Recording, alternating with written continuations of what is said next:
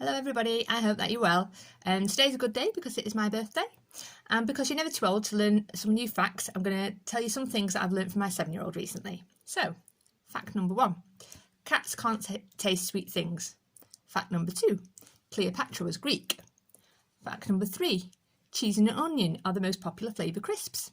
And fact number 4, Aurora from Sleeping Beauty only wears her pink dress in the film for 13 seconds. Were you dazzled by those facts, or was your first instinct to go and check on Google and check whether they were right? Do you love a good fact or statistic? Do you have a strong conviction and feel passionate about what you believe in? If so, this message is for you. Knowledge is important, and you should have an understanding to back up and believe what you say. But sometimes we take it a little bit far in my house, and if you say something, the kids will always check the internet to check whether you are correct before they take your word for it. On the family WhatsApp, they can't leave a typo or a grammar mistake uncorrected, and they also feel very strong about their opinions. Point in case is, when is it too early to celebrate Christmas? That was recently, and regularly, a full-blown argument at the dinner table. And I say to them, have you ever convinced anybody by shouting in their face? I don't think they have, but that doesn't stop them continuing to do it. Unfortunately, I know that these traits, these strong feelings, come from me, but hopefully over the years I've matured a little bit and I'm not quite as obnoxious in putting my views across. When I was younger, we had a pastor who was teaching us all about evangelism, and there's something that he said that really stayed with me, which is, it's better to win a friend than to win an argument.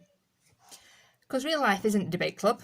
You won't convince someone just because you know more or are cleverer than them, or you've got lots of detailed facts to back up what you're saying, and you haven't won if they leave feeling belittled or alienated.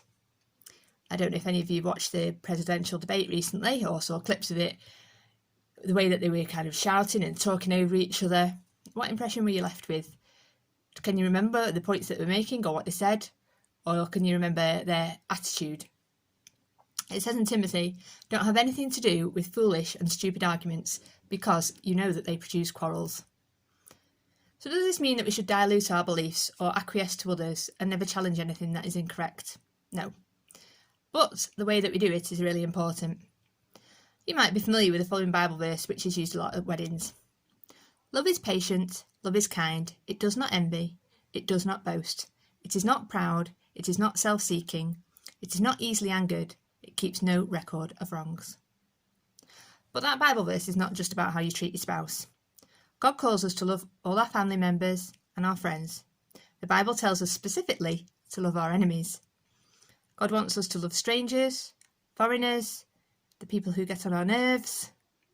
He wants us to love the people who make provocative statements on social media that you're really itching to comment on and make a sarcastic remark. God calls you to treat all of them with kindness and patience. I think it's really interesting to think about how Jesus spent his time on earth. Jesus is God. He knows everything. We know he was a great teacher. But he didn't spend all his time with the Pharisees giving a blow-by-blow account of what they were wrong about and why. When challenged about things, sometimes Jesus would just choose to stay silent. He didn't have to prove anything. Instead, he spent his time on earth showing people his love, healing them, and challenging their ideas by his deeds and his actions. He proved who he was by his attitude of love, and that's how he wants us to be also.